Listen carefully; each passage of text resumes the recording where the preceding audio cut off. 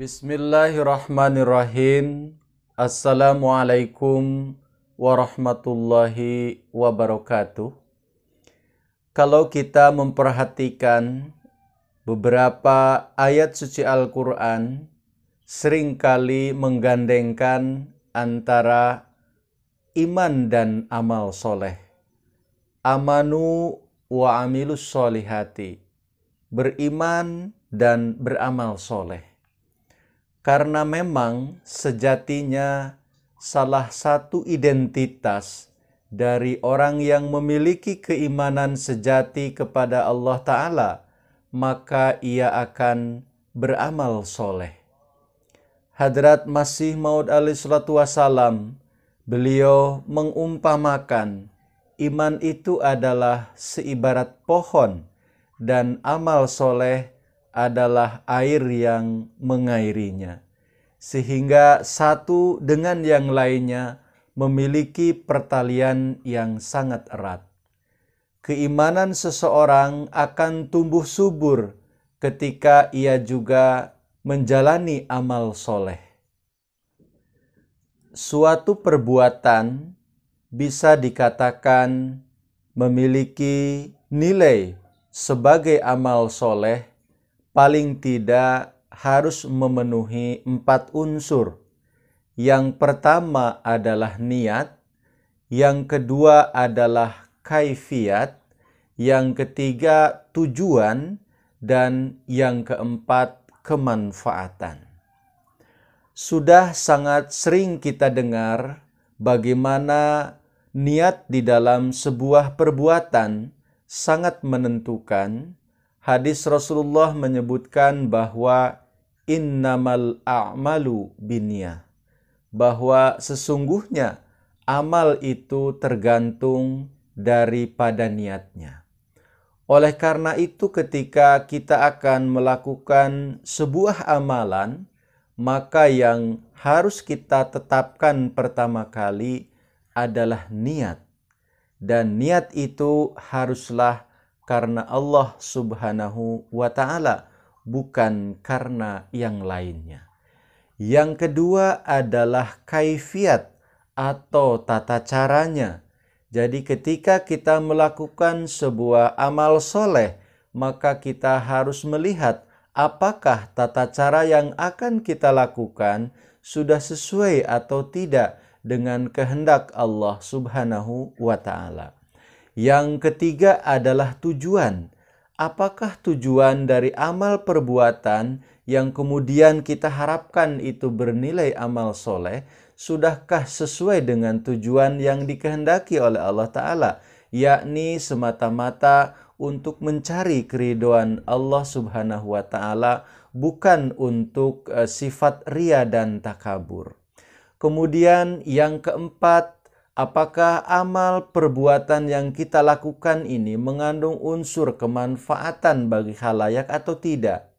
Insya Allah Ta'ala, apabila keempat unsur ini semua didedikasikan atas nama Allah Subhanahu wa Ta'ala dan kita betul-betul ikhlas melakukannya, maka setiap perbuatan baik yang kita lakukan akan bernilai sebagai amal soleh. Sebagai sebuah contoh, apakah amal itu telah memenuhi unsur-unsur amal soleh atau tidak? Misalnya saja kita akan mengeluarkan zakat. Maka niat kita dengan berzakat itu adalah yang pertama, untuk membersihkan harta kita. Dan yang kedua adalah karena niat kita ingin taat kepada aturan Allah Subhanahu wa Ta'ala. Kemudian tata caranya atau kaifiatnya. Apakah zakat yang kita keluarkan telah sesuai baik dari segi nisab kepemilikan maupun dari segi jumlahnya. Kemudian yang kita keluarkan apakah sudah sesuai dengan aturan zakat ya? Misalkan zakat mal atau zakat dari buah-buahan yang kita panen ya, atau misalnya zakat kambing, unta atau kerbau, sapi dan sebagainya, kan ada aturan-aturan yang harus kita ikuti. Nah, kemudian tujuannya ya dari kita berzakat adalah untuk keriduan Allah Subhanahu wa taala yang memberikan manfaat kepada orang lain yang membutuhkan. Apabila itu semua sudah kita sesuaikan dengan aturan-aturan Allah Subhanahu wa taala, maka zakat kita akan bernilai sebagai amal soleh.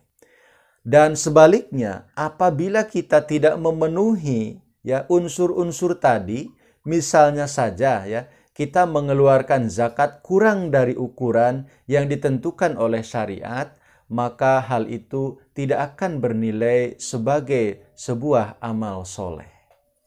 Hadirin pemirsa yang dimuliakan Allah Subhanahu wa taala, ada satu hal yang menjadi tantangan bagi kita semua ketika kita melakukan sebuah amal atau sebuah perbuatan.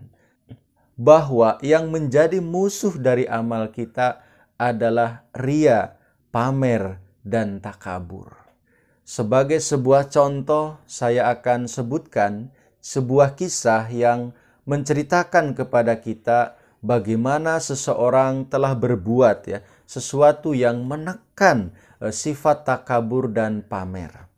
Suatu ketika ada seorang ulama sedang berdakwah atau berceramah di hadapan para jamaahnya, dan kemudian ia mengatakan bahwa saya memerlukan sejumlah uang untuk perjuangan di jalan agama.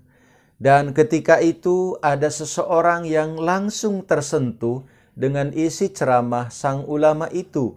Kemudian ia menyerahkan sejumlah uang yang diperlukan oleh sang ulama. Setelah orang itu menyampaikan atau menyerahkan uangnya, maka sang ulama pun kemudian menyebut-nyebut kebaikan orang itu di hadapan jamaahnya yang lain. Sehingga para jamaah pun memuji-muji beliau dan mengagung-agungkannya. Nah, demi mendengar hal itu, maka orang yang menyerahkan uang tadi kemudian ia datang kepada ulama itu dan meminta uangnya kembali dan mengatakan bahwa mohon maaf wahai ulama, ternyata saya salah memberikan. Bahwa uang yang tadi saya serahkan itu sesungguhnya adalah uang untuk ibu saya. Nah, seketika itu juga para jamaah berubah arah. Yang tadinya memuji orang itu sekarang memaki-makinya. Satu orang mengatakan, kenapa orang ini tidak hati-hati? Uang untuk ibunya kok malah diberikan kepada sang ulama. Dan yang lain memaki-maki dengan kata-kata yang lain pula. Setelah ulama itu pulang ke rumah dan beristirahat, tiba-tiba pada jam 2 malam, orang yang menyerahkan uang di dalam ceramah tadi siang datang kepada sang ulama. Dan ulama itu pun terkaget-kaget dan kemudian bertanya, ada apa gerangan, wahai saudaraku? Orang itu kemudian mengatakan bahwa, wahai ulama, uang yang tadi siang saya serahkan untuk perjuangan di jalan agama sesuai yang Tuhan perlukan, sekarang saya serahkan kembali. Karena saya takut ya bahwa pada saat itu saya dihantui atau dirasuki oleh sifat ria dan takabur, sehingga saya pun berbuat untuk mengambil uang itu agar orang-orang tidak menilai saya berbuat ria dan takabur. Nah, sekarang tidak ada orang lain yang menyaksikan bahwa saya menyerahkan uang ini untuk Tuhan pergunakan di jalan agama. Dan saya lakukan ini supaya saya terbebas dari sifat ria dan takabur itu. Sang ulama itu pun kemudian mengatakan kepada orang itu, wahai saudaraku, sekalipun engkau telah menyerahkan uang ini kembali, tetapi orang-orang tetap akan mencap Tuhan sebagai orang yang ingkar janji ya. Sebagai orang yang ingkar janji ya, menarik kembali uang yang telah Tuhan korbankan. Orang itu pun kemudian mengatakan, wahai ulama, tidak apa-apa, saya tidak akan berkurang pahala saya di sisi Allah Ta'ala karena omongan jelek dari orang lain. Insya Allah Ta'ala sekarang saya telah dipenuhi keikhlasan dan saya tidak mau sifat takabur ada pada diri saya. Sang ulama pun merasa terharu, kemudian mendoakan dengan tulus orang ini agar Allah Subhanahu wa Ta'ala mempermudah segala rizki yang akan diperolehnya di kemudian hari. Hadirin pemirsa yang dirahmati Allah Subhanahu wa Ta'ala, jadi sifat ria, pamer, dan angkuh adalah merupakan penyakit-penyakit besar bagi amal kebajikan kita.